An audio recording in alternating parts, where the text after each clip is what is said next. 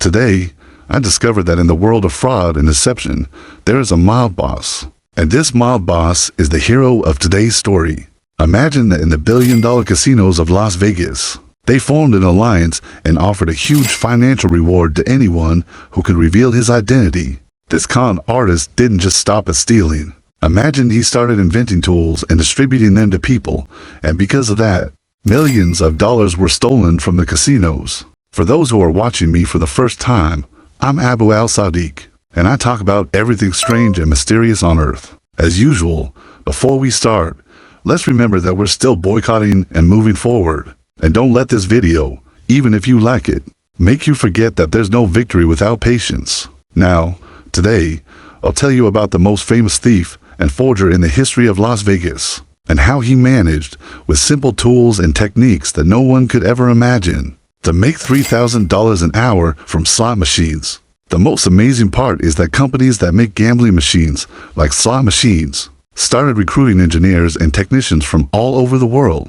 to quickly develop their machines and fix all the weaknesses in them. But despite that, this con artist was ahead of them. According to him, every time the machines got more advanced, it made it even easier for him to steal. Not only that, when he was caught and arrested, the casino management made him outrageous offers to work with them and secure their machines. But he refused. He had repented and quit stealing. But in reality, he was laughing at everyone and planning something new to shock them. After he got out of prison, he carried out what he had been preparing, and he fooled everyone. I think you'll really enjoy this story. So, for those watching me for the first time, please subscribe to the channel, hit the notification bell, and don't forget to like the video. Let's discuss in the comments and exchange opinions. As we always say before we start, all stories, even if they seem similar, aren't told like I tell them. Before we begin the story and I tell you about the methods this person used to steal thousands and millions of dollars, we first need to know what kinds of machines he was targeting and how he stole from them. In any casino, there are machines and games for all kinds of gambling, which means that anyone with $1 or anyone with $1 million can enter and play whatever suits them. They might win or lose. The biggest casino in Las Vegas has all kinds of games. So no matter who you are, the rich or the poor, young or old, everyone is welcome. Their philosophy is that just as you can win big from a VIP customer who brings in thousands, or maybe millions of dollars, you can also take pennies from the pockets of the poor. So, they have games for everyone. But here, we have a problem, and we need to meet to solve it. The rich person who comes to the casino comes to kill time, have fun, and maybe even indulge in a few vices without worrying about winning or losing. They're attracted to the casino by two things, but not by the games themselves. To stop your imagination from running wild, everything that happens inside the casino is, well, you know. As for the poor or ordinary person, they go to the casino because they want to win. They only care about winning. So, there has to be a specific mechanism to attract them and convince them that winning is very possible. That $1 million isn't that hard to get. And that just $1 could make you win $1 million. That's why they use powerful media techniques both inside and outside the casino to convince people of this idea. But when they enter to play, there has to be a technique or mechanism that prevents them from stopping. So that even if they win $1 million, which is impossible if you really win that $1 million, the games are designed in such a way that they make you keep playing and never stop. This mechanism is called the player reward system, and believe me, you experience it every day without even realizing it. It relies on a very simple principle, the same movement, the same action, with an unexpected result. But in your mind, the next result is always supposed to be better than the current one. How? Pay close attention here, because this part will hit you personally. A person enters the casino with $100, and here they have two options. Either they break the $100 into smaller bills, usually into $1 bills, because most games don't require more than that, or they buy special plastic chips with it. These chips also have dollar denominations, $5, $10, and $100 chips. Of course, these chips are designed for high rollers who play with millions, so it's not realistic for them to walk in with millions of dollars in their hands. So, they exchange their money for chips. The important part, folks, is that once the person decides which type of chips to use, whether real cash or plastic chips, they buy them from the casino, and then they go to the gaming area, which is designed according to a carefully studied psychological mechanism. This mechanism is that every time you place a $1 chip, you're allowed to pull the slot lever only once. Every dollar placed equals one attempt. Despite the huge advances in technology, most casinos still use levers, not buttons, because the lever makes the player feel more excitement. So, you pull the lever, and after 4 seconds, the result appears. In these 4 seconds, the symbols on the game screen move. Each symbol on the machine has a value, and if the symbols are different, well, tough luck. You didn't win anything. But if 3 symbols match, you win. As we said, each symbol has a value.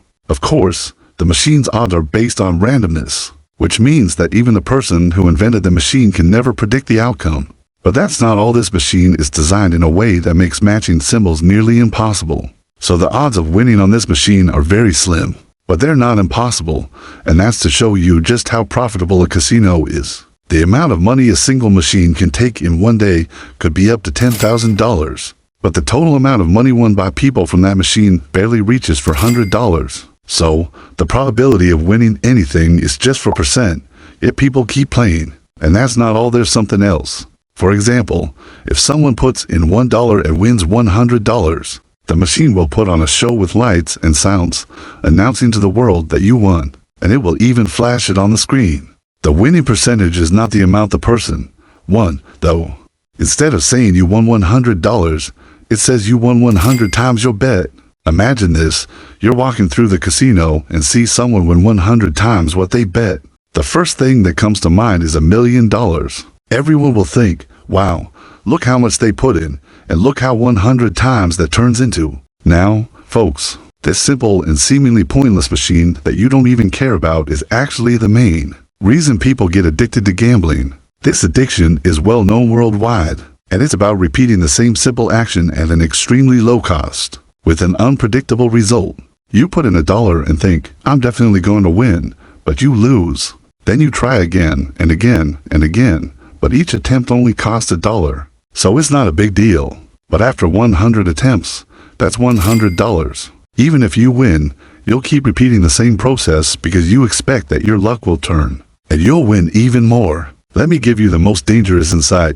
A gambling addict doesn't keep going for the money, but because they want to feel the same sensation. To put it in perspective, 100 attempts mean that your brain releases happiness hormones, making you feel excited 100 times. Each time you make an attempt, your brain gives you a dose of this hormone, which is why you keep repeating the same action unconsciously, not realizing that your real reward is not money. It's the happiness hormone being released in your brain. That's why your brain makes you repeat the same thing that made you feel happy, and you keep pulling that lever or scrolling through the reels without even realizing it. What do reels have to do with this? It's the same player reward trap, folks, and we fall into it every day without noticing. Social media apps and reels that you see on these platforms are designed in the exact same way.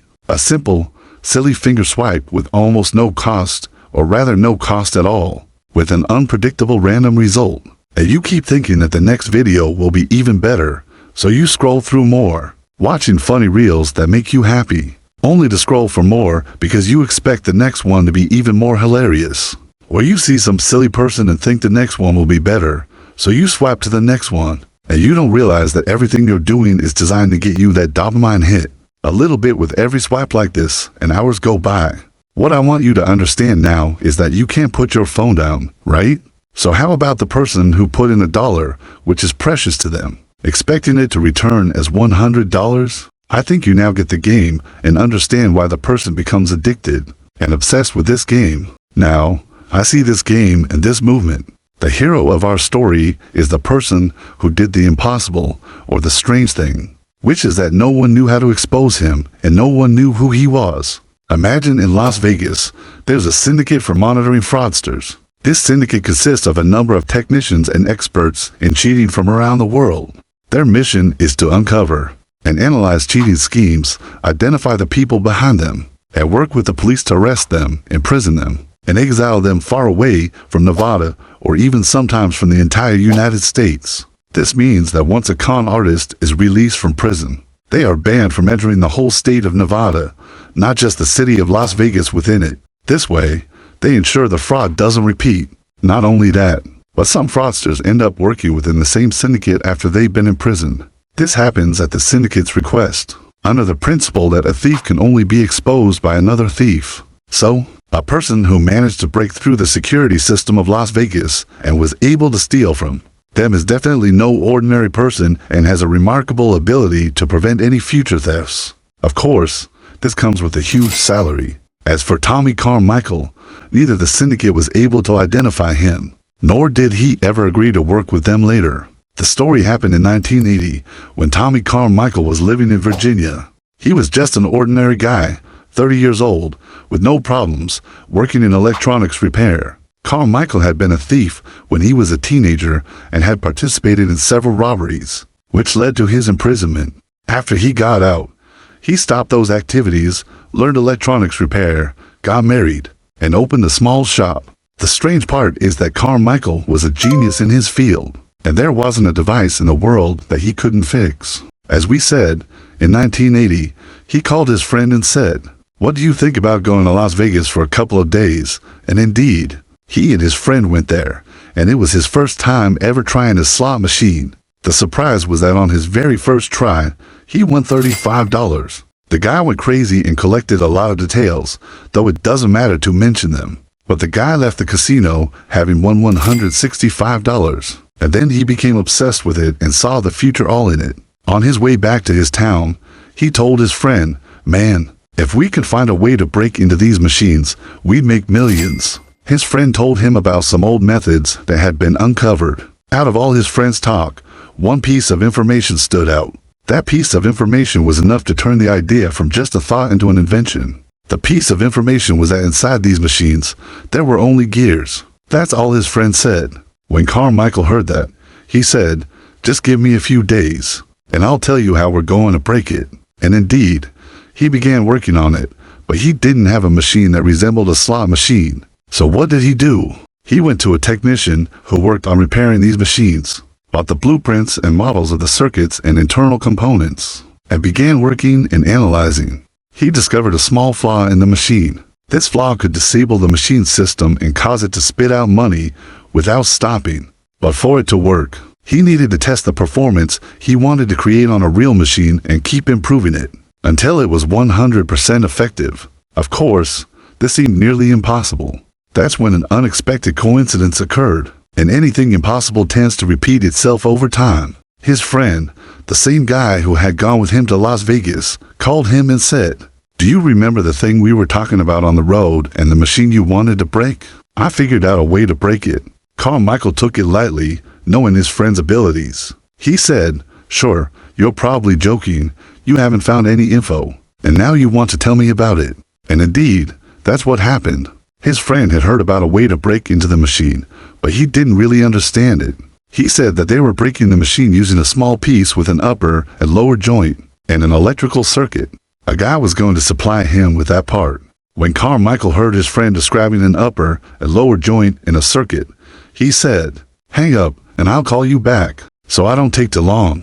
This tool arrived to Carr Michael 2 days later, but it had a defect. He asked the person who created it a question to confirm his hypothesis. "Every time you use this tool, does the machine spit out money? Or does it sometimes work and sometimes not?" The answer was, actually, most of the time it doesn't work, and it's rare for it to work. But when it does, the machine starts spitting out money. And indeed, his analysis was correct. The tool consisted of a small piece of electrical wire coiled into a ring, and on top, another metal wire also coiled, but in a stronger form, shaped like the number 9. The idea was that you insert this tool into the money slot, hook it into the circuit connected to the sensor. Once the sensor is correctly connected, it sends a continuous electric current that keeps the machine dispensing money until the circuit is disconnected. But the flaw in this tool was that the lower joint was metallic, which meant that either it would electrocute the user or it would disconnect, preventing a continuous current. So, Carr Michael replaced the lower joint with a bundle of thin wires. This ensured that the current would flow from the first try. Carr Michael understood the hacking method and had an initial idea of what the tool should look like, but the whole thing wasn't clear to him.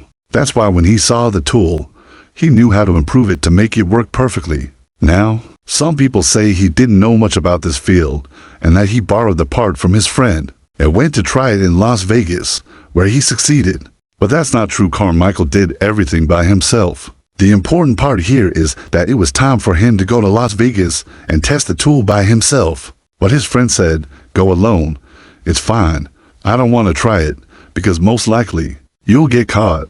Carr Michael was confident in the tool's safety, so he traveled alone and didn't respond to his friend. And indeed, on the very first try, the tool worked. He entered the casino, chose a machine opposite the surveillance camera angle, sat down, and placed a large bag in front of the camera so that his hands wouldn't be visible. When inserting the tool, on his first attempt, the machine started spitting out money. He followed a very smart strategy. He would place a dollar, pull the lever, and immediately insert the tool into the machine. The machine would immediately start dispensing money, and before the wheels on the screen stopped spinning, he would pull his hand away, only for about 4 seconds each time. With this method, he stole $100 from the first machine in just the first 7 minutes. He then moved from one machine to another, entering and exiting casinos. On the very first day, he stole $9,000. He called his friend and said, "Things are going well. I'll stay here for a few more days and rent a hotel room." That day turned into a whole week, and he kept stealing from the machines, managing to steal $35,000. He said that this amount he made in a week was a dream come true for him, and he could live off it for an entire year. After that week, he returned to his town and his business as though nothing had happened. But he couldn't resist the money anymore, so every week, he'd go out for 2 days and only take the tool with him, spending his time stealing from the slot machines. Eventually, he decided he needed to leave the state he was in and settle in Las Vegas. He closed his shop, ended his life there, and moved to Las Vegas. Every day, he would go down and steal from the slot machines. He decided that he would stop at a certain amount. He said, to avoid getting caught, and that said amount was $3,000 a day.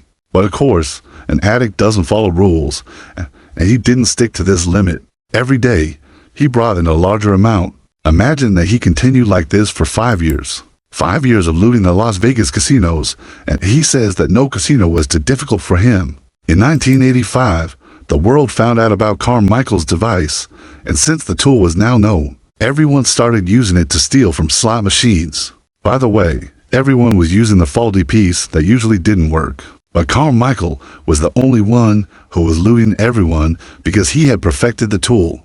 The story continues. The machine, in order not to accept any external objects, made the whole thing nearly impossible.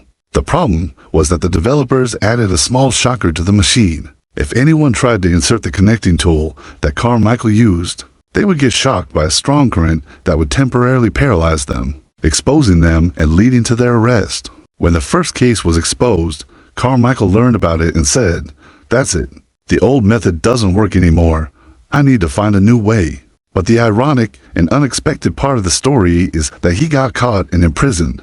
Of course, you might think that he was caught while cheating, but no, he was arrested for a traffic violation. It turned out that the car he was driving had some issues, so they pulled him over and took him to the police station. When they searched him, they found the tool, and they suspected he was using it to steal from the gambling machines. So they sentenced him to 5 years in prison. If you remember from the beginning of the video, I mentioned that Carr Michael had a criminal history during his teenage years, which made the police more suspicious and certain that he was indeed stealing, and that the tool he had was definitely being used for stealing from slot machines. But the truth is, the tool he had that day was new, and he was still developing it. He hadn't used it at all, so the conviction didn't make sense. 9 months later, he proved his innocence and was released from prison. The funny part is that, according to Carr Michael's statements, he said that his time in prison was the most important period of his life, because he was able to draw blueprints and plan for hours without being interrupted by anyone.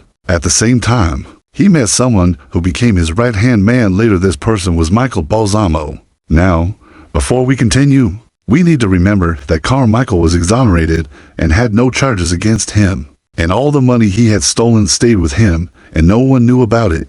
According to sources, it was estimated to be millions of dollars. At that time, he had accumulated $6 million. Carr Michael says, "If it weren't for the lavish lifestyle I was living, the crazy life that took everything from me, I would have had 5 times that amount." So, he actually had $30 million, but he was spending so much. He says that prison made him repent and become more conscious about handling money. Inside prison, he got to know Balsamo. Balsamo was in prison for the same reason Carr Michael was, stealing money from casinos. Their meeting was like a gathering of giants, each stealing in different ways, one from the machines and the other from the table games. Imagine 9 months of sitting together, thinking and planning how they would return to the game stronger once they got out. And indeed, as we mentioned, Carr Michael was released from prison. But even though he was innocent and the charges were dropped, he was transferred to Tulsa and legally banned from entering Las Vegas. This was a precautionary measure in case he was a thief, to prevent him from stealing again. Of course, he had a weekly visit to the police station to prove that he was residing in Tulsa. If he ever went to Las Vegas, he would be arrested and legally tried. Despite all this nonsense, the man didn't give up. Every week, he went to the police station in Tulsa, but the rest of his time, he spent entirely in Las Vegas. Of course, he didn't play because he didn't like gambling, and he didn't know how to play any games. And he didn't steal because all the machines had changed, and it became nearly impossible. So why did he go to Las Vegas? To learn how the new machines worked, hoping he would discover a way to break into them. But as I told you, it was nearly impossible. So, he thought of a new way that no one could imagine. By then, Carr Michael was a millionaire, and it was easy for him to own anything he wanted. So, he bought a luxurious car and went to a casino machine manufacturer. He took his friend along, claiming he was his assistant. And to cut the story short, Carr Michael convinced the company owners that he owned a large casino and was planning to open a new casino. With his charm, he managed to get into the maintenance department of the company, saw the heart of the machine, and looked at the blueprints. But he couldn't access any useful information. The reason was that the new machines were completely different from the old ones. So, what was the solution? He said, "I'll buy a machine and place it in my house. Then keep working on it until I figure out how to break it." But that idea also failed because any purchase required a lawyer, official documents, and a contract at the police department. Because these machines were protected and no one could buy them. The price of one machine was only $8,000, which was nothing for Carr Michael. Some say he didn't have the money for the machine, which is why he didn't buy it. But the truth is, he couldn't buy it due to the document issue. Now, during this time, Balsamo had been released from prison. He met Carr Michael, who told him everything that had happened. He told him, "We can't buy the machine because we don't have a casino." Then Carr Michael told him that it was possible to buy the machine from any mall or entertainments center in Balsamo City. They forged the documents and bought the machine under the name of one of Balsamo's relatives, who owned a fast food restaurant. Carr Michael took the machine home and started working on it. Although he completely disassembled it, he discovered not one flaw, but 3. The simplest flaw was that if a small tool was inserted into the bottom of the machine's core, the money counter would disconnect, and the machine would keep dispensing all the money inside without stopping, because the counter would be broken. To steal money from it, he needed to insert the coin into the machine and simultaneously insert the metal piece from below, so that as soon as the machine opened to deposit the coin, the counter would malfunction. Then all the money in the machine would be ejected. It may sound easy, but in reality, it was extremely difficult. The man tried every possible way and couldn't invent the right tool for 6 whole months. But eventually, he succeeded in creating the most important invention. The most important invention, according to him, was the sliding tool. The sliding tool fit into the machine very flexibly and simultaneously reached the money counter. To disconnect it, its unique design made it a masterpiece, a flat metal piece with a flexible wire. As soon as he inserted the slider into the machine, he had to twist it only 10 degrees, not more, not less, and only then would the operation succeed. The important part was that he designed the pieces and practiced with them for 2 months with Balsamo. After that, they went out to try them on casino machines. The surprise was that Carr Michael's invention was 1 billion times better than the previous one, because this slider, once inserted into the machine, would keep dispensing money until he pulled it out, without the machine stopping after for seconds, without hiding his hands, and without anyone noticing. The process was simple. He would sit at the machine, appearing like he was just playing normally, while the machine underneath would keep dispensing all the money inside. Once he was done, he would calmly reach down, pull out the slider, take his money, and leave. Things continued smoothly for them, and life remained easy until 1990, when something new happened in the casinos that had never been seen before. Every machine was equipped with multiple cameras, and these cameras had sensors. Any incorrect movement would send an alert to the surveillance room, making it impossible for him to do anything while sitting at the machine. So, what was the plan? He and Balsamo decided, let's go to another country that hasn't evolved this much yet. They thought they would find the gap there, but Balsamo didn't agree, and they parted ways. I forgot to tell you, though, that Carr Michael had been estranged from his family for a while. During this time, he felt nostalgic and went to visit them, but unfortunately, they refused to see him and turned him away. When he came back, he said, I returned to stealing from the machines no matter what. But the surprise he didn't expect was that the opening at the bottom of the machines had been removed. He had been absent from the casinos for only 9 days, and when he returned to the machines, he found them sealed at the bottom. He had no idea how or why this happened. According to him, it seemed impossible that anyone had copied his method. This was something no one could have imagined. At that time, he suspected there was a secret he wasn't aware of. He had to meet with Balsamo again, and after a long discussion, he swore he hadn't told anyone. This was one of the strangest things to ever happen in Carr Michael's life. At that point, he decided to retire from the business and return to a normal life. But a man who had gotten used to stealing thousands of dollars wasn't going to enjoy any other job. He continued searching for a new way until 1992. Of course, he had fallen behind in inventing the new device for 2 years. The reason was simple. From 1990 to 1993, slot machines were changing incredibly fast due to the integration of technology. Every 6 months, a new machine with a new technology was released, so he couldn't keep up. During these 2 years, he studied every machine and came to a stunning realization all the advanced machines depended on light signals. Therefore, if he could secure an appropriate light-blocking device at the sensors, it would be easy to disable the sensor, allowing him to withdraw all the money from the machine. Thus, his new invention was born, a metal tool that he inserted into the money slot.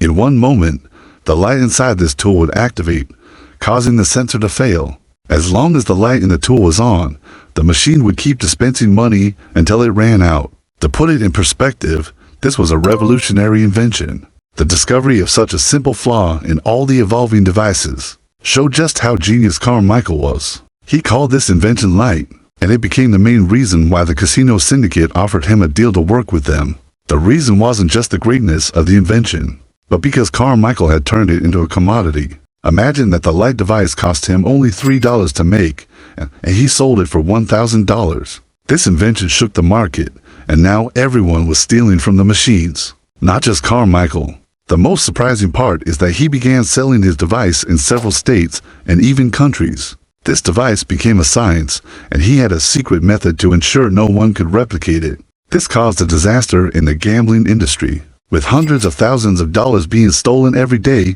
from casinos. Prizes and rewards were offered to anyone who turned themselves in, or helped the authorities figure out how the thefts were happening. But it was all in vain. No one could figure it out. The devices were so small and fit so seamlessly into the money slot that no one could see or notice them.